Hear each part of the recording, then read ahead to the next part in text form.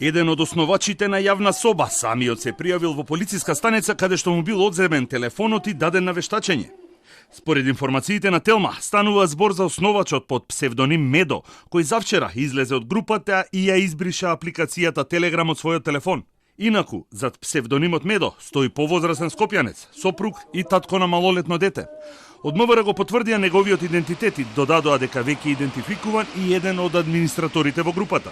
Кој всушност е Медо, уште утро во 8 меѓу десетиците слики и клипови со порнографска содржина кои активно се шеруваат во групата Јавна соба. Членовите во групата му посакаат цимерите во келија да немаат керки. Јавна соба се уште функционира, но без никаков надзор и контрола, бидејќи администраторите и основачите ја напуштија. Во моментов има 3800 членови.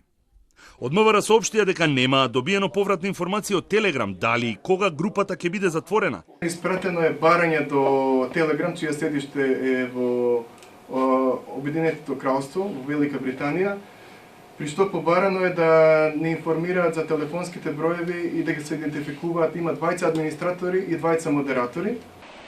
Министерот Чулев нагласи дека инструкции се дадени до повеќе оддели и сектори во полицијата и дека во моментов се утврдуваат идентитетите на лицата кои постирале слики и видеа со порнографска содржина внатре во Јавна соба.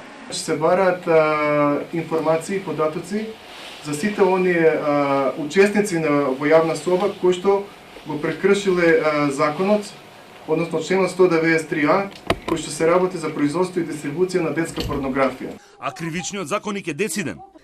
Тој што произведува детска порнографија со цел за незина дистрибуција или ја пренесува, или ја нуди, или на друг начин ја прави достапна детската порнографија, ќе се казни со затвор од најмалку 5 години.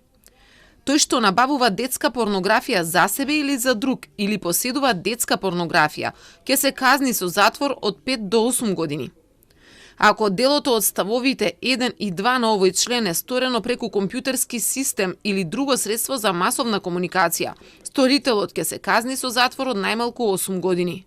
Она што зачудува се информациите кои пристигаат од МВР, а се однесуваат на исклучително сериозен и чувствителен случај кој го тангира целото општество.